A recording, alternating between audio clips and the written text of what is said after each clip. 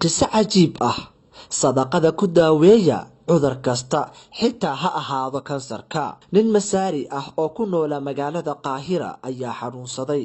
Waxa uuna u tegay shaybaar dhakhtar oo Masaari ah. Kadib waa la baaray, wuxuuna u sheegay dhakhtarkii in mar dhow xididada wadnaha ee dhiigga qaada xirmayaan, waxna loogu qaban karin Masar.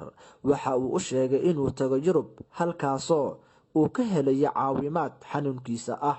Ninkii wuxuu tegay dhakhtar ku yaala wadanka Jarmalka oo qaabilsan xanuunada ku dhaca wadnaha, wuxuuna la kulmay dhakhtarkii ayaa baaray, waxaana uu u sheegay in wax yar u haray in xididada wadnihiisu in ay wada xirmaan, balse lagu sameyn karo qalliin. Taasna ay tahay 50%, macnaha ama waa uu dhiman ama waa uu badbaadayaa. Ninkii aad buu u naxay, wuxuuna codsaday dhakhtarkii in uu ku laabto 2 cisho dalkiisa Masar si uu u soo macsalaameeyo ehelkii iyo qaraabadii qaliinka ka hor, maadaama uu dhiman karo.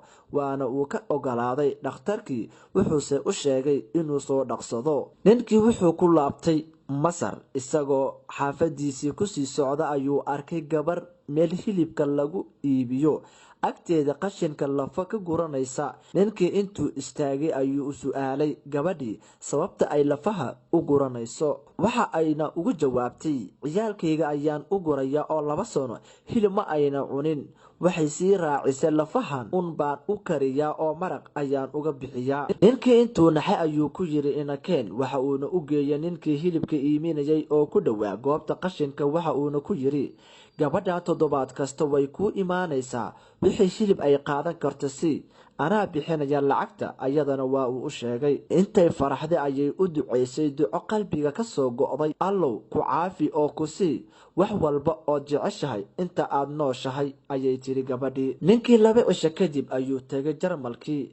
Dhakhtarkii ayaa baaray inta aanu qaliin ku samayn ka hor si loo ogaado natiijada qaliinkiisa iyo meelaha looga samayn lahaa. Jawaabtii natiijada dhakhtarkii waxa uu yiri, dhakhtarkee ku daaweeyay? Waad isa soo daaweysay. Ninkii wuxuu ugu jawaabay, maya, ma aan isdaaweyn, meel kalena ma aadin. Runtii dhakhtarkii waa uu qaadan waayay, waxayna ku noqotay fajiciso. Wuxuuna dhakhtarkii ku yiri, waxa aad qaadatay daawo taasoo furfurtay xididadii oo dhan. Iminkana wadnahaagii iyo xididadaadii si fiican bay u shaqaynayaan, ee yaa ku siiyay daawadan, ayuu sii raaciyay hadalkiisa. Ninkii wuxuu yiri, anaa garanaya ka idaaweeyay. Allah ayaa idaaweeyay markii aan mid ummadiisa ka mid u naxariistay, waana in naxariistay. Ninkii wuxuu hadalkiisa ku soo gabagabeeyay, alxamdulillaah, ilaahay baa mahadda leh, kaas oo soo nooleeya lafaha markay burburaan oo duqoobaan.